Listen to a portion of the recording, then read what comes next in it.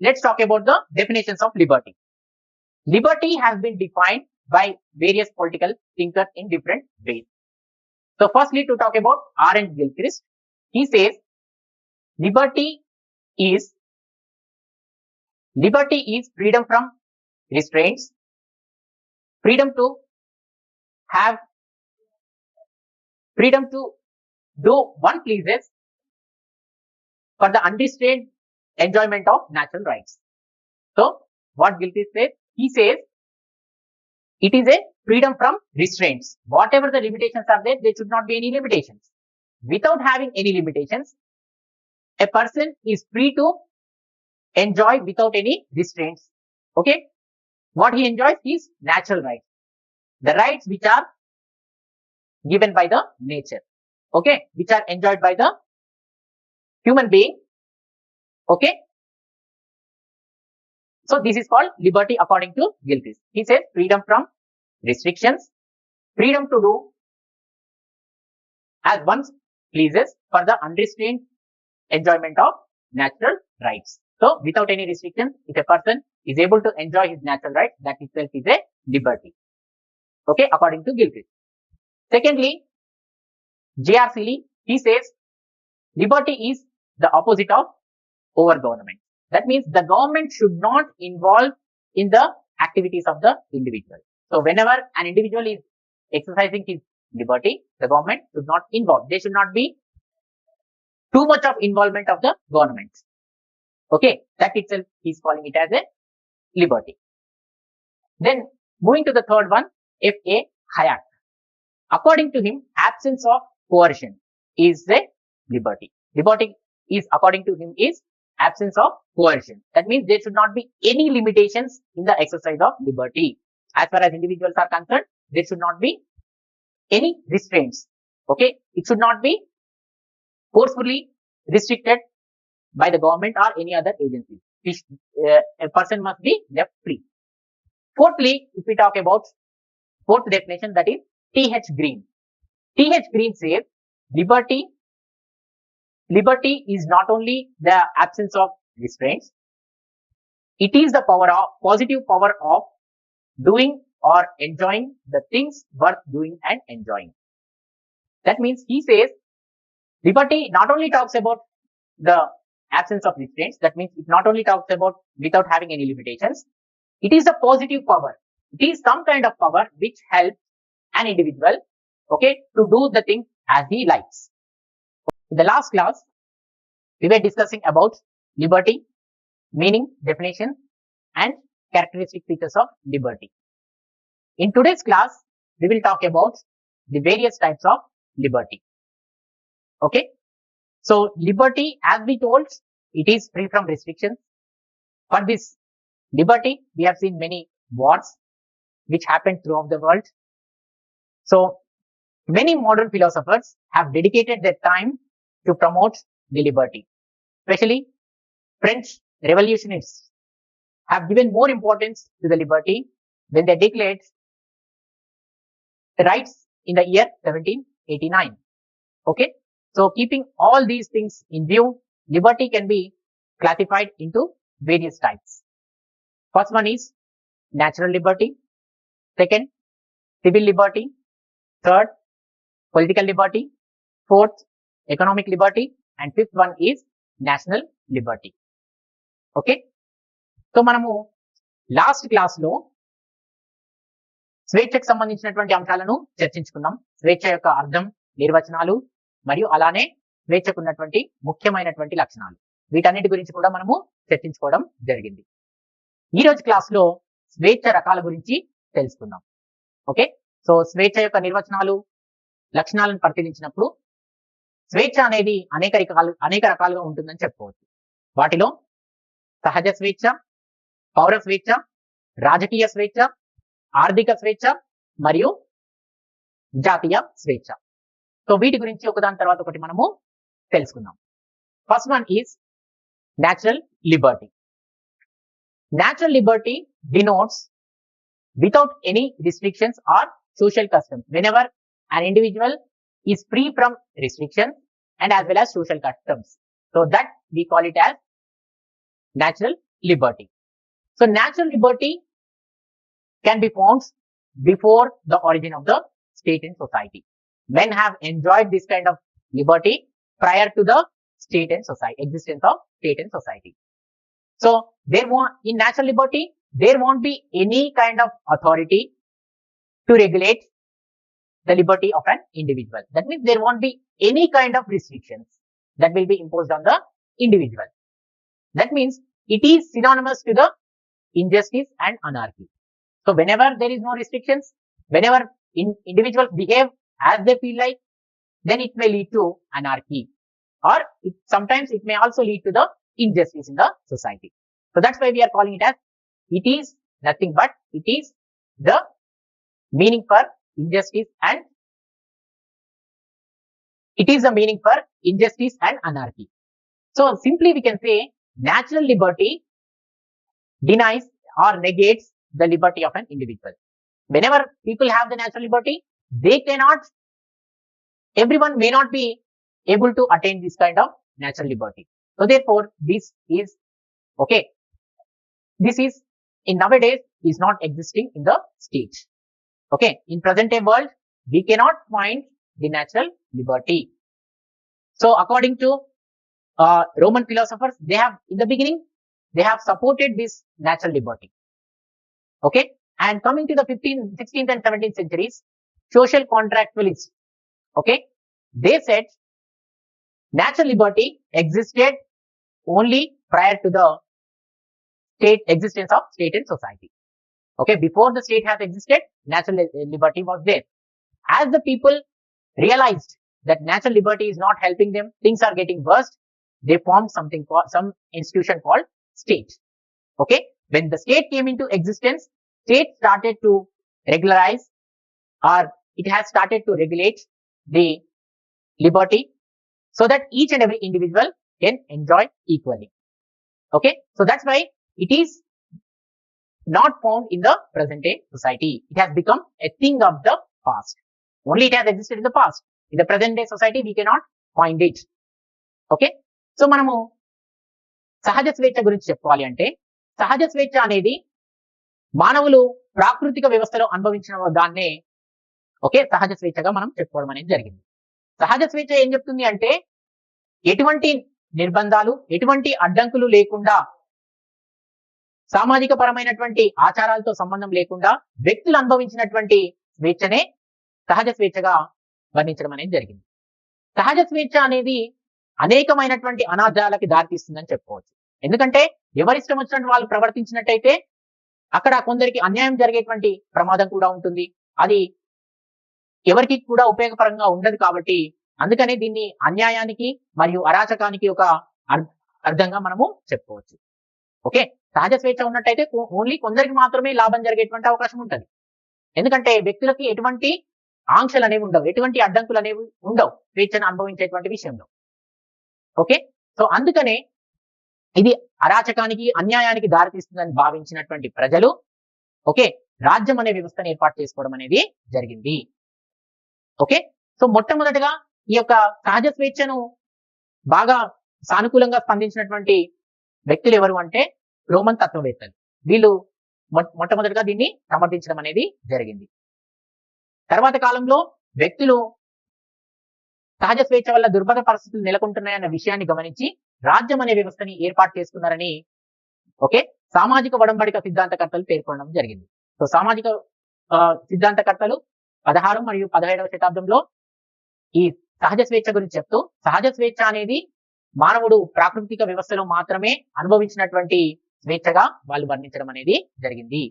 ఇప్పుడు ప్రస్తుతం మనం ఉన్నటువంటి ఆధునిక సమాజంలో ఎక్కడా కూడా సహజ స్వేచ్ఛ అనేది కనపడదు.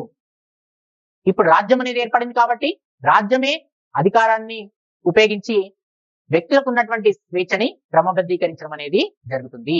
తద్వారా సమాజంలో అందరూ కూడా ఒకే విధంగా స్వేచ్ఛను అనుభవించడానికి అవకాశం రాజ్యం అనేది కల్పిస్తుంది. సో అందుకనే ప్రస్తుతం ఉన్నటువంటి సమాజంలో ఎక్కడా కూడా సహజ స్వేచ్ఛ అనేది మనకు కనపడదని చెప్పుకోవచ్చు. Next we will move on to the second one is civil liberty. Civil liberty is also called the personal liberty.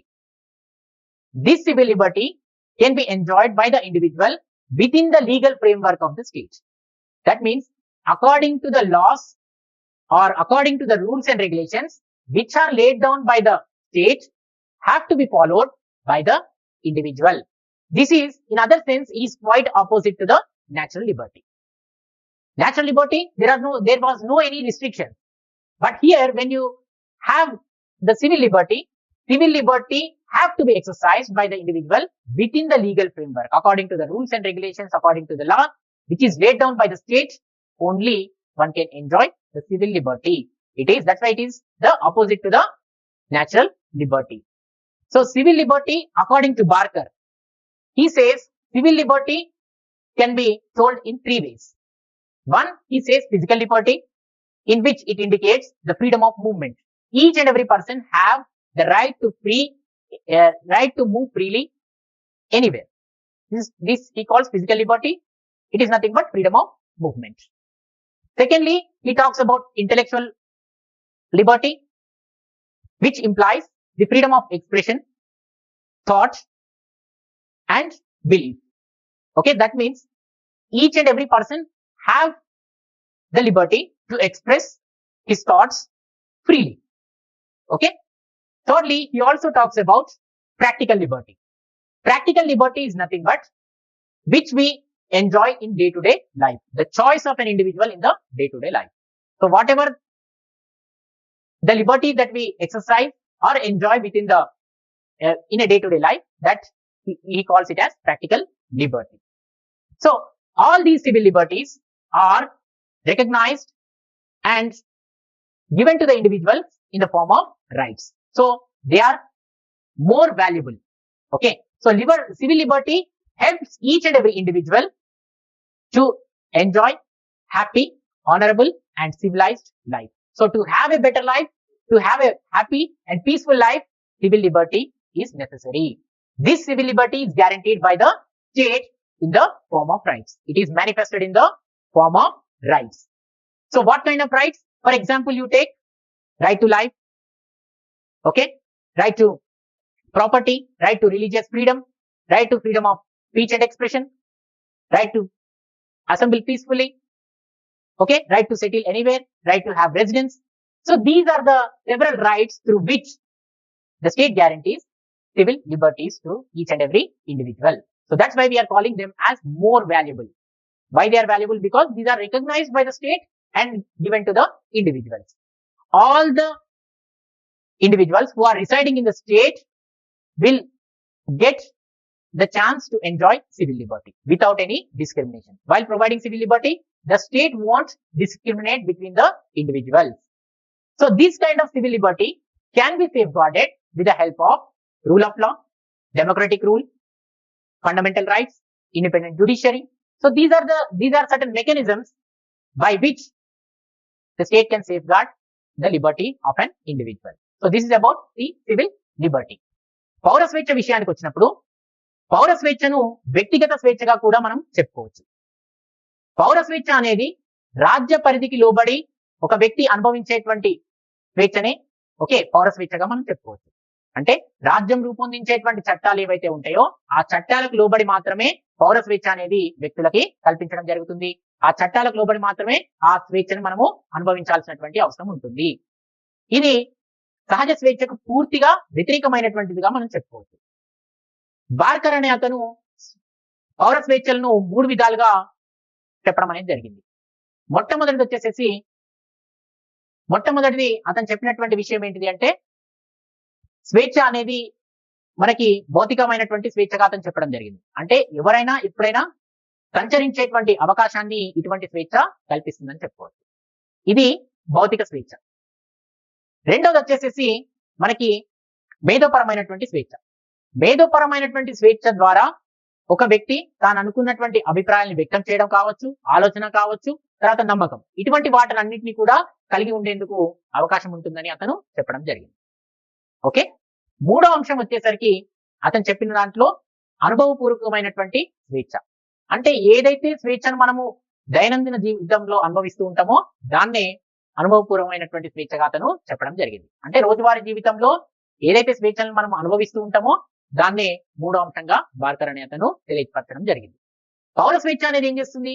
పౌర స్వేచ్ఛ అనేది వ్యక్తులకు కావాల్సినటువంటి గౌరవాన్ని, సంతోషాన్ని, అలానే ఒక నాగరికమైనటువంటి జీవితాన్ని గడపడానికి ఇది అవకాశాన్ని కల్పిస్తుందని చెప్పుకోవచ్చు. సో ఈ పౌర స్వేచ్ఛలు అనేవి ప్రభుత్వమే లేదా రాజ్యమే పౌరులకు కల్పించడం అనేది జరిగింది. సో అందుకనే వీటిని అత్యంత విలువైనటువంటి విషయంగా మనం చెప్పుకోవచ్చు. పౌర స్వేచ్ఛ అనేది అత్యంత విలువైనటువంటి అంశంగా మనము చెప్పుకోవచ్చు. ఎలా కల్పిస్తుంది అంటే హక్కుల రూపంలో ప్రజలకు ఇవ్వడం అనేది జరుగుతుంది. సో ఉదాహరణకు మనం తీసుకుంటే జీవించే హక్కు కావచ్చు, ఆస్తి హక్కు కావచ్చు, ఓకే, తర్వాత మత స్వాతంత్ర హక్కు కావచ్చు, తర్వాత భావ ప్రకటన స్వేచ్ఛ కావచ్చు, ఎక్కడైనా సంచరించేటువంటి స్వేచ్ఛ కావచ్చు, నివాసాలు ఏర్పాటు చేసుకునేటువంటి స్వేచ్ఛ కావచ్చు, సమావేశాలు ఏర్పాటు చేసుకునేటువంటి స్వేచ్ఛ కావచ్చు. ఇటువంటివన్నీ కూడా పౌర స్వేచ్ఛల రూపంలో ప్రభుత్వం అనేది హక్కుల రూపంలో ప్రజలకి ఇవ్వడం అనేది జరుగుతుంది. ఓకే, ఇదే కాకుండా పౌర స్వేచ్ఛలు అనేవి మనము కొన్ని అంశాల ద్వారా వీటిని కాపాడుకునేటువంటి అవకాశం ఉంటుంది. సో పౌర హక్కులని మనకి పౌర స్వేచ్ఛలను రాజ్యం కల్పించినంత మాత్రాన సరిపోదు, వాటిని మనము పరిరక్షించుకోవాలి. ఎలా పరిరక్షించుకోవచ్చు అంటే ప్రజాస్వామ్య పాలన ద్వారా కావచ్చు, ప్రాథమిక హక్కుల ద్వారా కావచ్చు, తర్వాత స్వతంత్ర న్యాయ వ్యవస్థ ద్వారా కావచ్చు, సమన్యాయ పాలన ద్వారా కావచ్చు. ఈ అన్ని అంశాలు కూడా పౌర స్వేచ్ఛలను కాపాడుకునేందుకు బాగా ఉపయోగపడతాయని చెప్పుకోవచ్చు. Is political Liberty. Political Liberty gives an opportunity to each and every individual to participate in the affairs of the state. So Lasky says political liberty is nothing but it is the power of the people to participate in the affairs of the government. That means it gives an opportunity to each and every individual to participate actively in the governmental process. Okay, Gilchrist regarded it as synonymous to the democracy, and Leacock said it is the liberty which is guaranteed by the constitution to choose one's own government. So political liberty is something which gives an opportunity to the citizens to participate in the democratic process. As each and every individual enjoys civil liberty as an individual, as a citizen he enjoys political liberty. So political liberty is only given to the people who are the citizens of that particular state. Okay, so political liberty can be exercised in the form of certain political rights. So for example, right to vote, right to contest in elections, right to hold public offices, right to criticize the government. These are certain political rights by which one can enjoy political liberty. So the democracy becomes real when political liberty is exercised by the individual. So whenever people come out and exercise the political liberty, then only democracy will get the value. So Lasky again he says whenever there is educated people, independent and impartial press, if it is there, then political liberty of the individual can be safeguarded. So we can safeguard the political liberty whenever there are educated people who are literates, and whenever there is independent and impartial press. So when the news is given to the people impartially, then only we can protect the liberty of the individual. So మనం రాజకీయ స్వేచ్ఛ విషయానికి వచ్చినప్పుడు ప్రభుత్వ వ్యవహారాల్లో పాల్గొనడానికి కల్పించినటువంటి అవకాశాలనే రాజకీయపరమైనటువంటి స్వేచ్ఛలుగా మనము చెప్పుకోవచ్చు. ఒక వ్యక్తి హోదాలో పౌర స్వేచ్ఛను ఒక వ్యక్తి అనుభవిస్తాడు, అలానే ఒక పౌరుడి హోదాలో రాజకీయ స్వేచ్ఛను అనుభవిస్తాడని కూడా మనం చెప్పుకోవచ్చు. సో లాస్ట్కి చెప్పినటువంటి అభిప్రాయం ప్రకారం ఎక్కడైతే ఒక వ్యక్తి ప్రభుత్వ వ్యవహారాల్లో పాల్పంచుకుంటాడో దాన్నే రాజకీయ స్వేచ్ఛగా అతను అభివర్ణించడం అనేది జరిగింది. గిల్క్రిస్ట్ అనే అతను ప్రజాస్వామ్యానికి పర్యాయ పదంగా ఈ రాజకీయ స్వేచ్ఛను వర్ణించడం జరిగింది. అలానే లీకాక్ అనేటువంటి వ్యక్తి ఈ రాజకీయ స్వేచ్ఛ అనేది రాజ్యాంగం ద్వారా లభించినటువంటి అవకాశంగా అతను చెప్పడం జరిగింది. ఎందుకు అంటే ఒక ప్రభుత్వాన్ని ఎన్నుకునేటువంటి విషయంలో రాజ్యాంగం ఇచ్చినటువంటి స్వేచ్ఛగా రాజకీయ స్వేచ్ఛను అభివర్ణించడం జరిగింది. ఇదే కాకుండా రాజకీయ స్వేచ్ఛ అనేది కేవలం పౌరులకు మాత్రమే కల్పించడం జరుగుతుంది. పౌరులు అనే వాళ్ళు కొన్ని రాజకీయ హక్కుల ద్వారా రాజకీయ స్వేచ్ఛలను వినియోగించుకుంటారని చెప్పుకోవచ్చు. ఓటు హక్కు, ఎన్నికల్లో పోటీ చేసేటువంటి హక్కు, ప్రభుత్వ పదవులను చేపట్టేటువంటి హక్కు, ప్రభుత్వాన్ని విమర్శించేటువంటి హక్కు మొదలైనటువంటి హక్కులు పౌరులు అనే వాళ్ళు రాజకీయ పరమైనటువంటి స్వేచ్ఛలను అనుభవించడానికి అవకాశం కల్పిస్తాయని చెప్పుకోవచ్చు. అలానే ప్రజాస్వామ్య వ్యవస్థ ఎక్కడైతే ఉంటుందో అక్కడ రాజకీయపరమైనటువంటి స్వేచ్ఛ పౌరులకు కల్పించడం అనేది జరుగుతుంది. ఎక్కడైతే మంచి విద్యా వ్యవస్థ ఉంటుందో, తర్వాత ఎక్కడైతే పత్రికా స్వాతంత్రం అనేది ఉంటుందో, వాటి ద్వారా రాజకీయ స్వేచ్ఛలు అనేవి పౌరులు కాపాడుకోవడానికి అవకాశం ఉంటుందని లాస్కీ తన యొక్క అభిప్రాయాన్ని వ్యక్తం చేయడం జరిగింది. Next is economic Liberty. Economic Liberty implies it gives an opportunity to the individual, or it is the right of an individual to earn his livelihood. Okay, it also makes each and every individual free from want, hunger, starvation, unemployment, sickness, okay, fear, etc.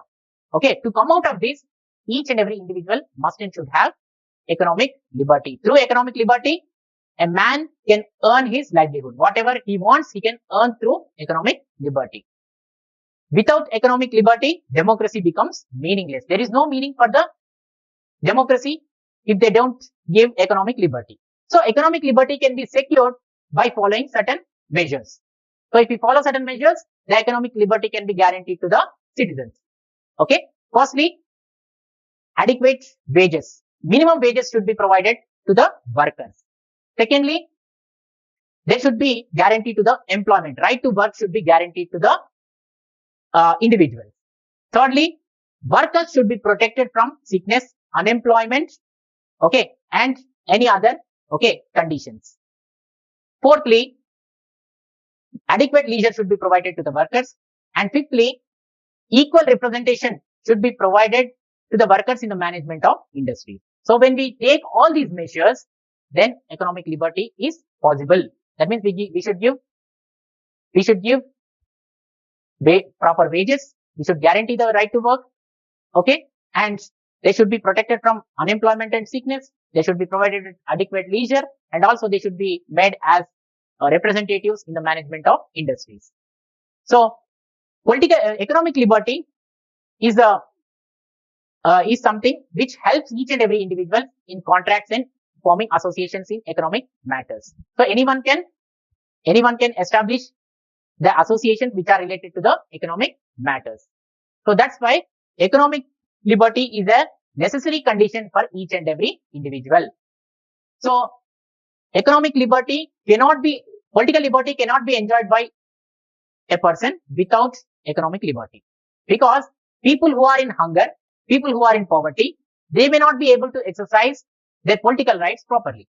Okay, those who are economically self-sufficient may utilize the political rights. So that's why political rights needs to be exercised by if all the individuals, then there should be economic liberty. So మనం ఆర్థికపరమైనటువంటి స్వేచ్ఛ విషయానికి వస్తే, ఆర్థికపరమైనటువంటి స్వేచ్ఛ అనేది పౌరులకి కావాల్సినటువంటి జీవన వృత్తిని సంపాదించుకునేందుకు అవకాశం కల్పిస్తుందని చెప్పుకోవచ్చు. అంటే వాళ్ళు జీవించేందుకు కావాల్సినటువంటి సంపాదన చేసుకోవడానికి ఈ రకమైనటువంటి స్వేచ్ఛ ఉపయోగపడుతుందని చెప్పుకోవచ్చు. ముఖ్యంగా చెప్పాలి అంటే నిరుద్యోగం, ఆకలి, పేదరికం, ఇటువంటి భయం, ఇటువంటి వాటి నుంచి వ్యక్తులు బయటపడాలి అంటే వాళ్ళకి ఖచ్చితంగా ఆర్థిక పరమైనటువంటి స్వేచ్ఛ అనేది ఉండాలి. ఆర్థిక పరమైనటువంటి స్వేచ్ఛ లేనిదే ప్రజాస్వామ్యానికి అసలు అర్థమే లేదని చెప్పుకోవచ్చు. ఆర్థిక స్వేచ్ఛ అనేది కొన్ని అంశాలను కొన్ని చర్యలు తీసుకోవడం ద్వారా ఆర్థిక పరమైనటువంటి స్వేచ్ఛను సాధించవచ్చు అని చెప్పుకోవచ్చు. ఏంటవి? ముఖ్యంగా చెప్పాలంటే ప్రతి ఒక్కరికి కూడా సరైనటువంటి వేతనాన్ని కల్పించాలి, కనీస వేతనాన్ని కల్పించాలి, పని హక్కును కల్పించాలి, వాళ్ళు చేసేటువంటి పనికి హామీని కల్పించాలి. అలానే నిరుద్యోగం, తర్వాత అనారోగ్యం నుంచి ఎవరైతే కార్మికులు ఉంటారో వాళ్ళని రక్షించాలి. ఇదే కాకుండా వాళ్ళకి కావాల్సినటువంటి విశ్రాంతిని కల్పించాలి. అలానే పరిశ్రమలలో కార్మికులు ఎవరైతే ఉంటారో వాళ్ళని భాగస్వామ్యులుగా కూడా చేయాలి. ఇటువంటి చర్యలు తీసుకున్నప్పుడు మనం ఆర్థిక స్వేచ్ఛను సాధించవచ్చు. ఆర్థిక స్వేచ్ఛ అనేది ప్రతి ఒక్క వ్యక్తి ఒప్పందాలు, అలానే సంస్థలని స్థాపించుకోవడానికి ఆర్థిక పరమైనటువంటి విషయాల్లో బాగా ఉపయోగపడుతుందని చెప్పుకోవచ్చు. ఆర్థిక పరమైనటువంటి స్వేచ్ఛ ప్రతి ఒక్క వ్యక్తికి కూడా చాలా ముఖ్యమైనటువంటిది. రాజకీయ స్వేచ్ఛలను పూర్తిగా అనుభవించాలి అంటే, పూర్తిగా ఉపయోగించుకోవాలి అంటే ఆర్థిక పరమైనటువంటి స్వేచ్ఛ అనేది ఉండాలి. అంటే ఆర్థికంగా ఎవరైతే బలంగా ఉంటారో అటువంటి వాళ్ళు మాత్రమే రాజకీయ పరమైనటువంటి స్వేచ్ఛను అనుభవించడానికి అవకాశం ఉంటుంది. ఓకే, సో ఎవరైతే ఆకలితో పేదరికంలో ఉంటారో అటువంటి వాళ్ళు వాళ్ళ యొక్క రాజకీయ స్వేచ్ఛలను సరిగా ఉపయోగించుకోరని మనము చెప్పుకోవచ్చు. Then next is national liberty. national liberty implies the freedom of the state, freedom or independence of the state. So it also denotes the sovereignty of the state. That means the state is free from the domination of other states, and it also has the sovereignty. So whenever a country has to be secure the progress, whenever the country has to develop, that particular state needs to have this national liberty. So in the ancient days, we have witnessed the war between Greeks and Turks, and in the recent modern era, many of the nations have fought to secure the national liberty. For example, in India, we fought or waged the war against the Britishers under the leadership of Mahatma Gandhi with the method of non-violence, and we secured that national liberty. So this type of liberty is very important for each and every state in the development. Okay. So Thomas Jefferson, he has given more importance to the national liberty. He says of all the liberties, national liberty is very significant or important. So మనం జాతీయపరమైనటువంటి స్వేచ్ఛ విషయానికి వస్తే, జాతీయ స్వేచ్ఛ అనేది ఒక రాజ్యానికి ఉన్నటువంటి స్వాతంత్రం లేదా ఒక రాజ్యానికి ఉన్నటువంటి సార్వభౌమాధికారాన్ని ఇది తెలియజేస్తుంది. ఎక్కడైతే ఒక దేశానికి సార్వభౌమాధికారం ఉంటుందో, స్వాతంత్రం ఉంటుందో, ఆ రాజ్యం అనేది ఇలాంటి వేరే దేశాల యొక్క ప్రభావాలకు లోను కాకుండా తానంతలు తాను అభివృద్ధి చెందడానికి అవకాశం ఉంటుందని చెప్పుకోవచ్చు. అంటే ఒక దేశం అభివృద్ధి చెందాలి అంటే ఖచ్చితంగా జాతీయపరమైనటువంటి స్వేచ్ఛ అనేది ఉండాలి. ఈ జాతీయపరమైనటువంటి స్వేచ్ఛ కోసమే మనం ప్రపంచవ్యాప్తంగా ఎన్నో పోరాటాలు జరగడం అనేది చూసాం. ఓకే, ముఖ్యంగా చెప్పాలంటే మనకు ప్రాచీన కాలంలో గ్రీకులు టర్కుల పైన పోరాటం చేయడం కావచ్చు, ఆధునిక కాలంలో భారతదేశం బ్రిటన్ పైన స్వతంత్ర పోరాటం చేసి మహాత్మా గాంధీ నేతృత్వంలో మనం స్వతంత్రాన్ని సాధించుకోవడం కావచ్చు, దాంట్లో భాగంగా మనం అహింసా పద్ధతిని పాటించడం కావచ్చు. ఓకే, దీని ద్వారా మనకి జాతీయ స్వేచ్ఛ అనేది లభించింది. థామస్ జెఫర్సన్ అనే అతను అన్ని స్వేచ్ఛలలో కల్లా జాతీయ స్వేచ్ఛనే అత్యంత ప్రముఖమైనదిగా అతను వర్ణించడం అనేది జరిగింది. సో ఇవి మనకున్నటువంటి స్వేచ్ఛ యొక్క రకాలు. Thank you. So far we have learned about law and liberty. Today we are going to learn about equality. Equality is also one of the important concepts in the political science. Right from the Aristotle time, this concept of equality and inequality has been in the existence.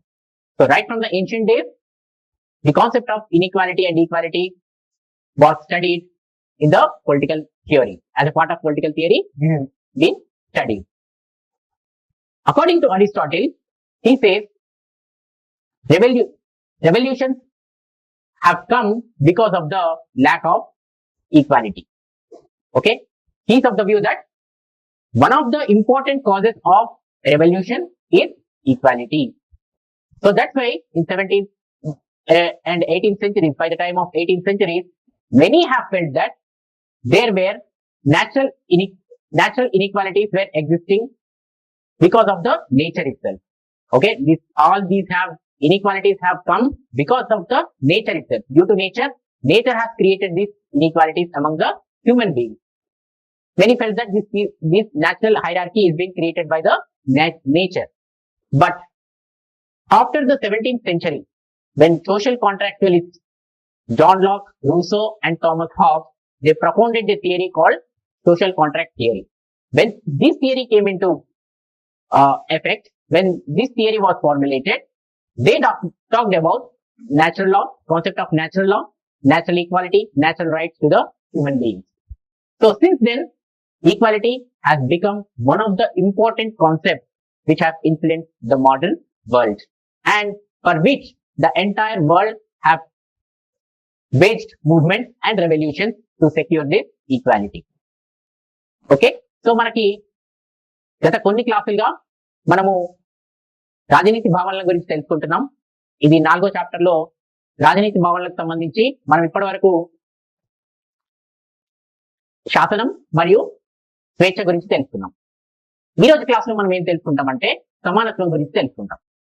సమానత్వం అనే భావన Aristotle కాలం నుంచే మనం రాజనీతి శాస్త్రంలో చర్చిస్తున్నామని చెప్పుకోవచ్చు. అంటే రాజనీతి శాస్త్రంలో సమానత్వం అనేది ప్రాచీన కాలం నుంచి ఒక చర్చనీయమైనటువంటి అంశంగా ఉంది అని మనం చెప్పుకోవచ్చు. అరిస్టాటిల్ యొక్క అభిప్రాయంలో సమానత్వం అనేది ఒక విప్లవానికి ఒక ముఖ్య కారణంగా అతను పేర్కొనడం అనేది జరిగింది. విప్లవాలు ఎందుకు వస్తున్నాయి అంటే అరిస్టాటిల్ ప్రకారం సమానత్వం లేదు కాబట్టి విప్లవాలు అనేవి సంభవిస్తున్నాయి అనే విధంగా అతను పేర్కొనడం అనేది జరిగింది. మనం 18వ శతాబ్దం వరకు కూడా మానవుడు అనే అతను ఏవైతే అసమానతలు ఉన్నాయో వ్యక్తుల మధ్య ఆ అసమానతలన్నిటికీ కూడా కారణం ఏంటి అంటే సహజంగా సహజ న్యాయం ఆధారంగా వ్యక్తులందరూ కూడా అసమానంగానే సృష్టించబడారు, ప్రకృతి పరంగా అందరూ కూడా అసమానులే అనే అంశాన్ని ప్రతి ఒక్కరు కూడా నమ్మడం అనేది జరిగింది. కానీ ఎప్పుడైతే 17వ శతాబ్దంలో మనకి సామాజిక ఒడంబడిక సిద్ధాంతం అనేది John Locke, Rousseau, Thomas Hobbes వంటి వాళ్ళు చెప్పడం జరిగిందో ఆ సిద్ధాంతంలో వాళ్ళు సహజ న్యాయం, సహజమైనటువంటి సమానత్వం ఇటువంటి అంశాల గురించి వాళ్ళు పేర్కొనడం అనేది జరిగింది. అప్పటి నుండి కూడా ఇప్పటి వరకు ఆధునిక కాలంలో ఈ సమానత్వాన్ని సాధించేందుకు అనేకమైనటువంటి విప్లవాలు వచ్చాయి, అనేకమైనటువంటి ఉద్యమాలు కూడా జరిగాయని మనం చెప్పుకోవచ్చు. Next we need to talk about equality in more detailed manner. Actually, equality has originated with the feudalism. Feudal lords were ruling during the medieval period. With their cruel rule, people started thinking about the concept of equality. Okay, that's why according to Marx, he says equality implies the human essence. That means equality for the people. There should be equality between the people. So that's what he means. He means regarding the equality. So in the modern era, almost all the constitutions and declaration of human rights have given prominent place for the equality. So as we told before, in the medieval period, the total domination was made by the landlord with their cruel rule, by which people have to fight for the equality. The people of France and America did not get the equality, so therefore they have waged war and ultimately secured republican and democratic constitutions for their countries. So that's why in 1789 and in 1776, France as well as America have given scientific definition for the equality. Okay, and that's why since then in the modern era, almost all the constitutions, almost all the declaration of human rights have given equal place to the equality, prominent place to the equality. What equality means? Equality tries to remove inequalities between the people, and it has brought social consciousness among the people. And not only that, those who are having more amount of money, more amount of prestige or power, it has reduced, and it has transferred that power, prestige even to the socially exploited people in the society. Okay, మనకి సమానత్వం అనే భావన గురించి Karl Marx అనే అతను సమానత్వం అంటే మానవుల మధ్య ఉన్నటువంటి సమానత్వంగా అతను వర్ణించడం అనేది జరిగింది. అంటే సమానత్వం అంటే ఎవరి మధ్య ఉంటుందంటే మానవుల మధ్య మాత్రమే ఉంటుందని చెప్పుకోవచ్చు. సమానత్వం అనే భావన అసలు మనం చెప్పుకోవాలి అంటే ఎక్కడైతే భూస్వామ్య వ్యవస్థ ఏర్పాటయ్యిందో ఐరోపా ఖండంలో అక్కడి నుంచే మొదలైందని చెప్పుకోవచ్చు. ఎప్పుడైతే వాళ్ళు నిరంకుశత్వ పాలన కొనసాగించారో అప్పుడు ప్రజలందరూ కూడా తిరగబడి సమానత్వం గురించి పోరాటాలు చేయడం అనేది జరిగింది. అంటే 17-18వ శతాబ్దం వరకు అసలు అమెరికాలో కావచ్చు, ఫ్రాన్స్ లో కావచ్చు, వాళ్ళకి ఎటువంటి సమానమైనటువంటి అవకాశాలు కల్పించలేదు. అందుకనే వాళ్ళు అనేక పోరాటాలు, విప్లవాలు చేసి స్వతంత్రాన్ని వాళ్ళు సాధించుకోవడం అనేది జరిగింది. తర్వాత కాలంలో ప్రతి రాజ్యాంగం కూడా, ఇప్పుడు ఆధునిక కాలంలో ఏర్పాటైనటువంటి ప్రతి రాజ్యాంగం కూడా సమానత్వానికి ఒక సముచితమైనటువంటి స్థానాన్ని, ప్రాధాన్యతను ఇచ్చి మానవ హక్కుల ప్రకటనలో కావచ్చు, రాజ్యాంగాల్లో కావచ్చు, దీని యొక్క ముఖ్యమైనటువంటి అంశంగా చేర్చుకోవడం అనేది జరిగింది. అందుకనే సమానత్వం అనే భావన చాలా ముఖ్యమైనటువంటి అంశంగా మనం చెప్పుకోవచ్చు. సమానత్వం ఏం చెప్తుంది? వ్యక్తుల మధ్య ఉన్నటువంటి అసమానతలను తొలగించి, సంపదలో కావచ్చు, హోదాలో కావచ్చు, అధికారంలో కావచ్చు, అటువంటివన్నీ కూడా తొలగించి ఒక సామాజిక స్పృహను ప్రజల్లో పెంపొందించిందని చెప్పుకోవచ్చు.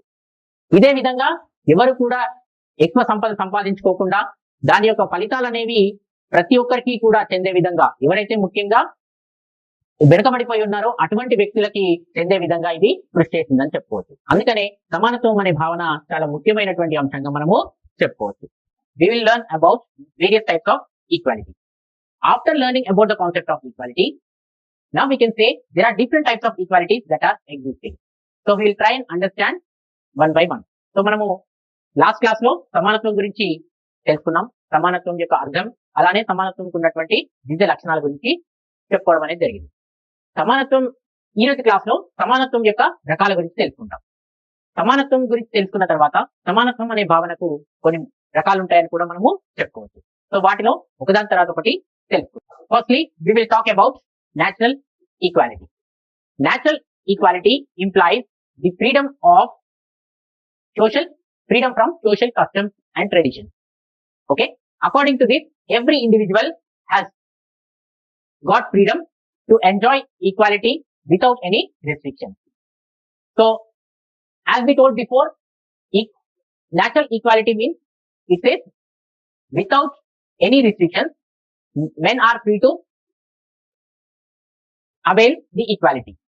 But all men are unequal by nature itself, because nature has given various talents and also various ways of leading the life to each and every individual. That's why they are different in their talent, physics, mental health, etc. But on the other side, we can also say the thought process, the physical needs or mental needs of human beings are one and the same. Okay, so that's why Rousseau has propounded a theory called social contract theory. According to social contract theory, all men have enjoyed the natural equality prior to the existence of civil society or prior to the existence of the state. So according to this theory, all are equal. When society came into existence, when people started to lead a civilized life, it has again led to the inequalities and bondage between the people. Before that, there was no bondage, there was no inequalities between the people. The same concept was also emphasized by Greek and Roman thinkers. According to them, all men are equal. Naturally, they are all equal. So that's why they should get inalienable rights. That means they enjoy unlimited rights according to this natural equality. But in the present day society, the present day society is emphasizing on egalitarian principle. That means whatever the natural elements may be, okay, all men are treated equally according to the law. That's what egalitarian principle says. మనకి మొట్టమొదటిగా ఉన్నటువంటి అంశం ఏంటిది అంటే సహజ సమానత్వం.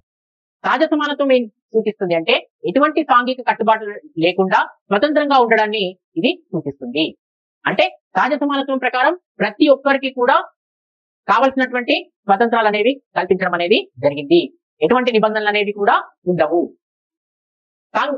సహజ సమానత్వంలో ప్రతి ఒక్క మానవుడు తన శారీరకంగా కావచ్చు, మానసికంగా కావచ్చు, తన యొక్క నైపుణ్యాల పరంగా కావచ్చు, అసమానంగానే ఉంటాడని మనం చెప్పుకోవచ్చు. కానీ కొన్ని మానవుడి యొక్క అవసరాలు అనేవి ఒకే విధంగా ఉంటాయని చెప్పుకోవచ్చు. మానవుడి యొక్క శారీరక కావచ్చు, మానసిక పరమైనటువంటి, ఆలోచన పరమైనటువంటి అవసరాలు ఏవైతే ఉంటాయో అవి ఒకే విధంగా ఉంటాయని చెప్పుకోవచ్చు.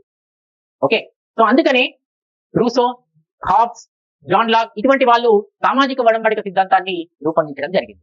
సామాజిక ఒడంబడిక సిద్ధాంతంలో వాళ్ళు సహజ న్యాయం, సహజ సమానత్వం గురించి ప్రస్తావించడం జరిగింది. వాళ్ళ ప్రకారం సహజ సమానత్వం అనేది ప్రాకృతిక వ్యవస్థలు మానవుడు అనుభవించాడని వాళ్ళు చెప్పడం జరిగింది. అంటే రాజ్యం అనేది ఏర్పడక ముందు, పౌర సమాజం అనేది ఏర్పడక ముందే ఇటువంటి సహజ సమానత్వాన్ని ప్రతి ఒక్కరు కూడా అనుభవించాలని చెప్పుకోవచ్చు. ఎప్పుడైతే నాగరికమైనటువంటి సమాజం అనేది ఏర్పడిందో అప్పుడు మానవుడు అనే అతను మధ్యలో అసమానతలు అనేవి పెరిగాయి, అలానే బంధాలు అనేవి కూడా పెరగడం అనేది జరిగింది. ఇదే విషయాన్ని గ్రీక్ మరియు రోమన్ తత్వవేత్తలు కూడా ప్రస్తావించడం జరిగింది. వాళ్ళ యొక్క అభిప్రాయంలో సహజ న్యాయం, సహజ సమానత్వం అనేది ప్రతి ఒక్కరికి కూడా వర్తిస్తుంది. అలానే ప్రతి ఒక్కరు కూడా సహజ హక్కులను అనుభవించేటువంటి అవకాశం కూడా ఉంటుందనే విషయాన్ని వాళ్ళు ప్రస్తావించారు. ఓకే, కానీ ప్రస్తుతం ఉన్నటువంటి సమాజంలో సహజ హక్కులు కావచ్చు, సహజ సమానత్వం కావచ్చు, అది ఎక్కడా కూడా మనకు సాధ్యపడదు. అందుకనే ప్రస్తుతం ఉన్నటువంటి సమాజంలో మనము సమాజ స్థాపన గురించి కృషి చేయడం అనేది జరుగుతుంది.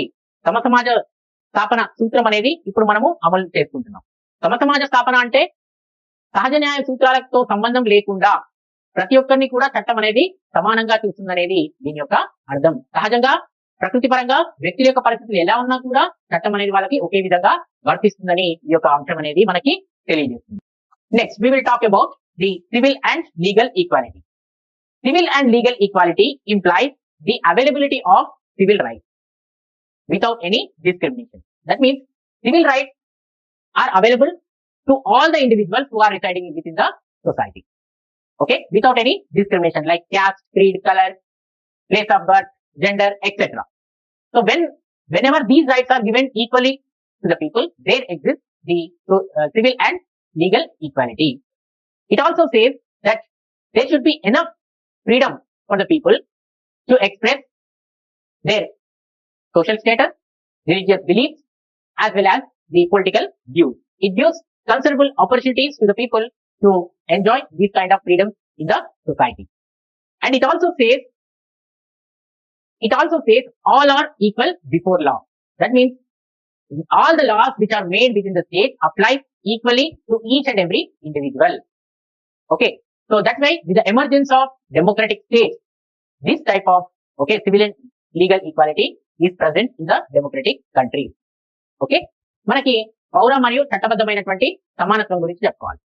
పౌర మరియు చట్టబద్ధమైనటువంటి సమానత్వం అంటే ఎక్కడైతే సమాజంలో ఉన్నటువంటి వ్యక్తులందరికీ కూడా కావాల్సినటువంటి పౌర హక్కులు అనేవి లభిస్తాయో దాన్నే పౌర సమానత్వంగా మనము చెప్పుకోవచ్చు. పౌర సమానత్వం అనేది ఏం సూచిస్తుంది అంటే ఎటువంటి వ్యత్యాసాలు లేకుండా ప్రతి ఒక్కరికి కూడా పౌర హక్కులను కల్పించాలనే అంశాన్ని ఇది సూచిస్తుంది. ఓకే, దీని ప్రకారం ఏంటి, ప్రతి ఒక్కరు కూడా వాళ్ళ యొక్క సామాజిక స్థితిగతులను కావచ్చు, మతపరమైనటువంటి నమ్మకాలను కావచ్చు, అలానే రాజకీయపరమైనటువంటి అభిప్రాయాలను స్వేచ్ఛగా వ్యక్తం చేయడానికి ఇది అవకాశం కల్పిస్తుందని చెప్పుకోవచ్చు. ఓకే, అలానే చట్టం ముందు అందరూ సమానులే, చట్టం అనేది అందరికీ ఒకే విధంగా వర్తిస్తుంది అనే అంశాన్ని కూడా ఈ యొక్క పౌర సమానత్వం అనేది మనకి సూచిస్తుందని చెప్పుకోవచ్చు. అంటే సమాజంలో రూపొందించినటువంటి చట్టాలన్నీ కూడా అందరికీ ఒకే విధంగా వర్తిస్తాయి అనే అంశాన్ని పౌర సమానత్వం మనకి సూచిస్తుంది.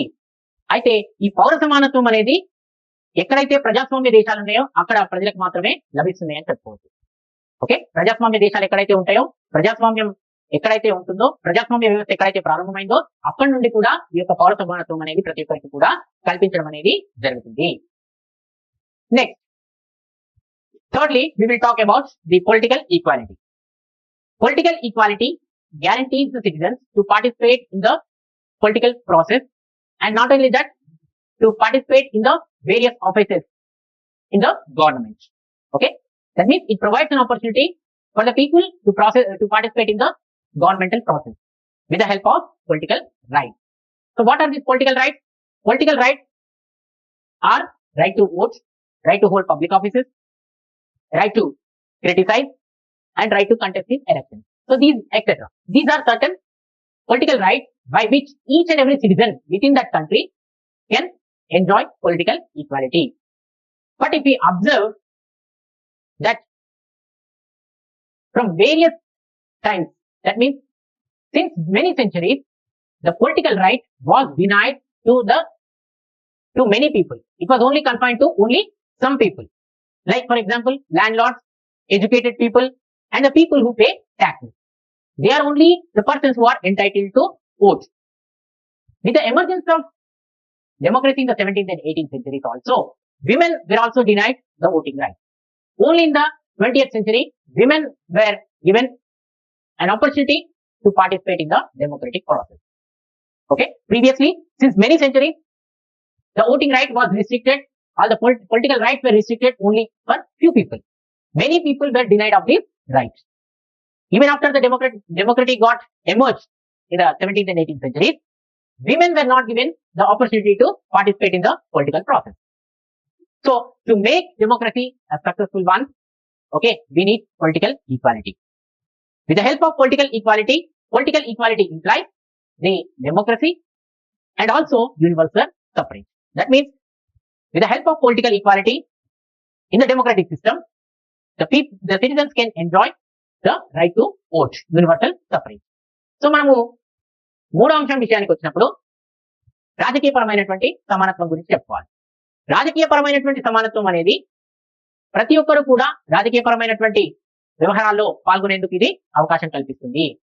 ఎలా అంటే కొన్ని రాజకీయ హక్కులను పౌరులకు కల్పించడం ద్వారా ప్రతి ఒక్కరు కూడా ప్రభుత్వ వ్యవహారాల్లో, అధికార కార్యక్రమాల్లో అధికారాన్ని పొందే విషయంలో కావచ్చు, వివిధ హక్కుల రూపంలో రాజకీయ సమానత్వం అనేది ప్రజలకి కల్పించడం జరుగుతుంది. సో అందుకనే ప్రతి ఒక్కరికి కూడా రాజకీయ హక్కులు అనేవి కల్పించడం జరిగింది. ఓటు వేసే హక్కు కావచ్చు, ఎన్నికల్లో పోటీ చేసే హక్కు కావచ్చు, ప్రభుత్వ పదవులను చేపట్టే హక్కు కావచ్చు, అలానే ప్రభుత్వాన్ని విమర్శించేటువంటి హక్కు కావచ్చు. ఈ హక్కుల ద్వారా ప్రతి ఒక్కరు కూడా ప్రజాస్వామ్యయుతంగా రాజకీయ ప్రక్రియలో పాల్గొనేందుకు రాజకీయ సమానత్వం అనేది అవకాశం కల్పిస్తుంది. అయితే కొన్ని శతాబ్దాలుగా మనం గమనించినట్టయితే రాజకీయ పరమైనటువంటి హక్కులు అనేవి కొంతమంది వ్యక్తులకు మాత్రమే కల్పించడం జరిగింది. రాజకీయ హక్కులు అందరికీ కల్పించలేదు గతంలో. ఓకే, ఎవరు కల్పించారో, ఎవరైతే భూస్వాములు ఉంటారో, ఎవరైతే పన్నులు చెల్లించే వాళ్ళు ఉంటారో, ఎవరైతే విద్యావంతులు ఉంటారో అటువంటి వాళ్ళకు మాత్రమే రాజకీయ పరమైనటువంటి హక్కులను కల్పించడం జరిగింది. మనకు 17, 18వ శతాబ్దం వచ్చిన తర్వాత కూడా ఎక్కడైతే ప్రజాస్వామ్యం ఏర్పాటైందో అక్కడ మహిళలకు కూడా రాజకీయపరమైనటువంటి హక్కులు కల్పించలేదు. కేవలం 20వ శతాబ్దం వచ్చిన తర్వాతనే మహిళలందరికీ కూడా రాజకీయపరమైనటువంటి సమానత్వాన్ని రాజకీయ హక్కుల ద్వారా కల్పించడం జరిగింది. ప్రజాస్వామ్యం విజయవంతం అవ్వాలి అంటే ఖచ్చితంగా పౌరులందరికీ కూడా రాజకీయపరమైనటువంటి సమానత్వం ఉండాలి. రాజకీయపరమైనటువంటి సమానత్వం ఎలా లభిస్తుంది అంటే రాజకీయపరమైనటువంటి హక్కుల ద్వారానే లభిస్తుంది. ఓకే, ఇదే కాకుండా రాజకీయపరమైనటువంటి సమానత్వం అనేది ప్రజాస్వామ్యం మరియు ఓటు హక్కుని ఇది సూచిస్తుందని చెప్పుకోవచ్చు. అంటే ఎక్కడైతే ప్రజాస్వామ్యం ఉంటుందో అక్కడ ఓటు వేసేటువంటి హక్కు ప్రజలకు కల్పించడం జరుగుతుంది. ఇది కేవలం రాజకీయపరమైనటువంటి సమానత్వం ద్వారానే సాధ్యపడుతుందని మనము చెప్పుకోవచ్చు. Next we will move on to the fourth one, that is social equality. Social equality implies the equal status of the human being within the society, and there should not be any social distinctions between the people or discriminations that should be there within the people. Okay, that means all the people should be treated equally without any discrimination basing on their caste, creed, color, place of birth, gender, etc. Without any these discriminations, each and every person should be provided an equal opportunity to live in the society. When equal opportunity is provided for each and every individual within the society, social equality is possible. That means there should not be any class distinctions or discriminations that should occur between the people. All should be encouraged to lead a harmonious life within the society. That means collectively people should stay together. When that is possible, social equality can be achieved. So social equality also says that enjoyment of social, political, economic as well as legal rights. So whenever these rights are available, social rights, economic rights, political rights as well as civil and legal rights are available, then we can achieve social equality within the society. And one thing we have to remember, only through the laws social equality is not possible. Okay, social equality is possible when the thought process of the individual changes, and when there is a political development within the people, and when there is modernization in the society, then only political equality is possible. In the older societies which were built basing on the race, caste, communalism, etc., one cannot build or one cannot achieve social equality. Okay, if we want to achieve social equality needs the awareness among the people. They should feel that equality should be there within all the people. They have to realize that. Then only social equality is possible. There should be political development as well as modernization, which will help the society to have a social equality. In a simple sense, social equality means without or absence of the class distinctions or discrimination. There should be equal status that should be provided to each and every individual. నాలుగో అంశం వచ్చేసరికి సామాజిక సమానత్వం. సాంఘిక సమానత్వం అనేది ఏం సూచిస్తుంది అంటే ఎటువంటి వర్గ వ్యత్యాసాలు లేకుండా అందరూ సమాజంలో ఉన్నటువంటి వ్యక్తులందరూ కూడా సమానంగా ఉండాలనే అంశాన్ని ఇది సూచిస్తుంది. వ్యక్తుల మధ్య ఎటువంటి విచక్షణ అనేది ఉండరాదు, ఎటువంటి వ్యత్యాసాలు అనేవి వ్యక్తుల మధ్య ఉండడానికి వీల్లేదు అనే అంశాలని ఇది సూచిస్తుంది. ముఖ్యంగా చెప్పాలి అంటే కులపరంగా, మతపరంగా, జాతిపరంగా, తర్వాత జన్మస్థలం ఆధారంగా ఎటువంటి వ్యత్యాసాలు అనేవి ఉండడానికి వీల్లేదు. సమాజంలో ఉన్నటువంటి ప్రతి వ్యక్తి కూడా ఒక మంచి వాతావరణంలో అందరూ కూడా కలిసి ఉన్నట్టయితే అప్పుడు సాంఘిక సమానత్వం అనేది సాధ్యపడుతుంది. సాంఘిక సమానత్వం మనం సాధించాలంటే కేవలం చట్టాల ద్వారానే సాధించలేము. ప్రజల్లో కూడా అటువంటి ఆలోచన అనేది రావాలి. అలానే రాజకీయపరమైనటువంటి అభివృద్ధి జరగాలి. అలానే ఆధునిక పరమైనటువంటి చర్యలు ఉంటేనే అప్పుడు మాత్రమే మనము సమాజంలో సాంఘిక సమానత్వాన్ని సాధించడానికి అవకాశం ఉంటుంది. ఎక్కడైతే కులం ద్వారాను, మతం ద్వారాను, జాతి ఆధారంగాను ఎక్కడైతే సమాజాలు అనేవి నిర్మితమై ఉంటాయో అక్కడ సామాజిక లేదా సాంఘిక సమానత్వం అనేది సాధ్యపడదు. సాంఘిక సమానత్వాన్ని సాధించాలి అంటే రాజకీయపరమైనటువంటి అభివృద్ధి జరగాలి, అలానే ఆధునిక పరమైనటువంటి పరిస్థితులు కూడా ఉండాలి. అటువంటి సందర్భాల్లో మాత్రమే మనము సాంఘిక సమానత్వాన్ని సాధించవచ్చు. Next we'll move on to the fifth one, that is economic equality. Economic equality is the basis of social and political equality. So when a country suffers from economical hardship, we cannot have political and social equalities in that particular state or society. Economic equality implies the elimination of inequalities in the wealth, property, as well as the employment and other opportunities. Okay, that means especially in the communist countries, they have given more importance to the economic equality rather than any other equalities. Okay, so what economic equality says? It says that elimination of inequalities in the income, property, as well as wealth. There should not be any inequalities that should exist between the people. So that's why communist countries and socialist countries have given more importance to this kind of equality, and they were partly successful in achieving this economic equality. So according to Barker, he says there should be proper distribution of worldly goods to the men and women equally. So this is nothing but there should be proper distribution of worldly goods, the goods which are available in the world, that should be distributed between the people equally. That itself he calls it as economic equality. According to Lasky, he says there should be inequalities which should be removed, which are existing irresponsibly within the society. Okay, especially within the industrial world, they have to reduce the inequalities which are irresponsible and unfeathering. That kind of inequalities should be removed by the people. So ultimately, economic equality says it gives an opportunity to an individual to work, to earn his livelihood, and to improve his living standard. Okay, it does not say that equal treatment. Okay, economic equality does not say that equal treatment. It says only it gives an opportunity to an individual to work and to earn the livelihood and improve their living standard. So మనకి ఆర్థిక సమానత్వం విషయానికి వచ్చినప్పుడు ఆర్థిక సమానత్వం అనేది మనకి ముఖ్యంగా చెప్పాలి అంటే సాంఘిక మరియు రాజకీయపరమైనటువంటి స్వేచ్ఛల పైన ఆధారపడి ఉంటుందని చెప్పుకోవచ్చు. ఓకే, సాంఘిక సమానత్వం అలానే రాజకీయపరమైనటువంటి సమానత్వాలపైనే ఈ యొక్క ఆర్థిక సమానత్వం అనేది ఆధారపడి ఉంటుంది. ఎక్కడైతే ఆర్థిక సమానత్వం అనేది ఉండదో అక్కడ సాంఘిక రాజకీయపరమైనటువంటి సమానత్వాన్ని కూడా సాధించడం చాలా కష్టంగా మనం చెప్పుకోవచ్చు. ఆర్థిక సమానత్వం అనేది ఏం సూచిస్తుంది? ఆర్థిక సమానత్వం అనేది అసమానతలు సంపదలో కావచ్చు, ఆస్తుల్లో కావచ్చు, తర్వాత ఆదాయంలో కావచ్చు, వీటిని పూర్తి స్థాయిలో నిర్మూలించాలనే అంశాన్ని ఇది సూచిస్తుంది. బార్కర్ యొక్క అభిప్రాయంలో ఏవైతే ప్రాపంచిక వస్తువులు, ప్రపంచంలో ఉన్నటువంటి వస్తువులన్నీ కూడా స్త్రీ పురుషుల మధ్య సమానంగా పంపిణీ జరగాలనేది అతని యొక్క భావన. ఎవరికి కూడా సంపద అనేది ఉండదు. ఉన్నటువంటి వస్తువులు ఏవైతే ఉంటాయో, ప్రాపంచిక వస్తువులు ఏవైతే ఉంటాయో ఆ యొక్క వస్తువుల యొక్క పంపిణీ అనేది సమానంగా స్త్రీలు పురుషులకి పంపిణీ చేయాలి అనే అభిప్రాయాన్ని అతను వ్యక్తం చేయడం జరిగింది. అలానే లాస్కీ అని అతను ప్రపంచవ్యాప్తంగా ముఖ్యంగా పారిశ్రామిక ప్రపంచంలో ఉన్నటువంటి అనవసరమైనటువంటి బాధ్యతారాహిత్యమైనటువంటి అసమానతలు ఏవైతే ఉన్నాయో వాటిని తొలగించేదే ఆర్థిక సమానత్వంగా అతను పేర్కొనడం జరిగింది. ఆర్థిక సమానత్వం అనేది ఏం సూచిస్తుంది అంటే ప్రతి ఒక్కరికి కూడా జీవనోపాధిని కల్పించి తమకు తామే సంపాదించుకునేటువంటి అవకాశాన్ని మనకి ఆర్థిక సమానత్వం అనేది కల్పిస్తుంది. తమకు తాను సంపాదించుకుంటే వాళ్ళ యొక్క స్థితిగతులను కూడా వాళ్ళు మెరుగుపరచుకునేటువంటి అవకాశం ఉంటుంది. ఆర్థిక సమానత్వం అంటే అందరినీ సమానంగా చూడడం అనేది కాదు.